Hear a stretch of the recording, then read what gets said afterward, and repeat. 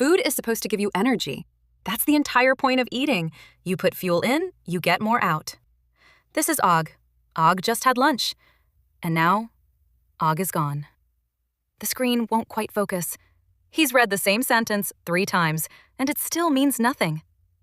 There's a meeting in 9 minutes. His whole plan is to survive it with his eyes open. Food is supposed to power him up, so why did lunch just switch him off? Scientists have a name for this: postprandial somnolence. It's common enough to have its own term, which is really just the technical name for the after-lunch coma. But the name is the boring part, because it feels like Og shut down, and inside, it's more like a change of state. Og isn't wired like a light switch. He runs 2 main settings: alert and digest. All day they trade off, never fully one or the other. He doesn't flip between them. He leans. When lunch lands in the stomach, the body notices right away and starts shifting resources to deal with it. A nerve called the vagus reports it up to the brain, a quiet signal to the rest of the body. Food's here. You can relax. So Og leans. The alert setting dims down. Digest turns up. Blood flow, nervous system priority, and energy use all tilt gently toward digestion, where there's now work to do. It's a normal, healthy shift, and without noticing it happen, Og quietly checks out. But leaning isn't the whole story. Something else is sneaking up on him. Part of that lunch breaks down quickly and enters his blood as glucose. Tiny orange messengers suddenly everywhere at once. They travel through the whole body, including up to the brain, where they quietly change what's happening. Because deep inside the brain sits a small cluster of cells, orexin neurons. They're part of the system that helps keep Og awake, alert, and switched on through the day. And some of these cells are sensitive to glucose. When glucose climbs after a meal, their activity eases off. Not switched off, just turned down a notch. Not a switch, a dimmer. Slow and quiet, and very easy to miss while it's happening. Nothing dramatic, no single moment, just a steady, gentle fade in how awake he feels. So, about half an hour after lunch, Og feels it land. He blames the meeting. The meeting is innocent, though the meeting isn't the only suspect here. There's a second one, and it was waiting for him. Because lunch isn't acting alone. Independent of food, most bodies have some version of an early afternoon dip.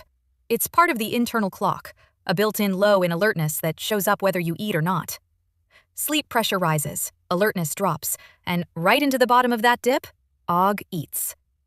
So lunch takes the blame for a slump the body had already scheduled. It just made it deeper.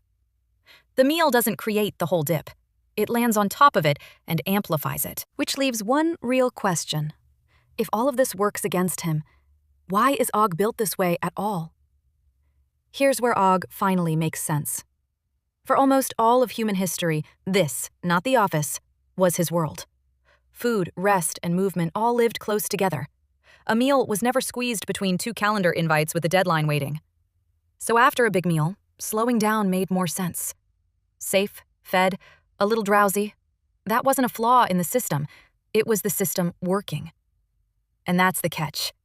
Og's body still runs on those old expectations. Far better than it understands a 2:30 status call. That's the world he was tuned for, not this one. Now look at what we ask the very same body to do in a single ordinary day.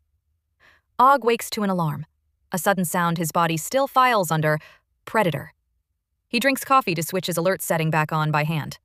Then he sits almost perfectly still for 4 hours, something his body doesn't especially love. At some point he eats, often fast, often heavy, and usually with one eye still on a screen. And the moment he finishes, a meeting. His stomach is full, his glucose is climbing, his orexin is dimming, and the clock is already against him. Every system inside him is leaning toward rest. The room is leaning toward a quarterly update. This was never a willpower problem. It's an environment problem. Og's body still knows exactly how to slow down after food. Modern life just expects him not to. So, Og isn't broken. He's just running an old default in a new room. He didn't shut down. He changed state. The strange part isn't that a body slows down after food. It's that modern life expects it not to. Old code, new room, sane body. That's why lunch can feel like your brain quietly left the building. not because food failed you. Your body changed state. The room just refused to change with it.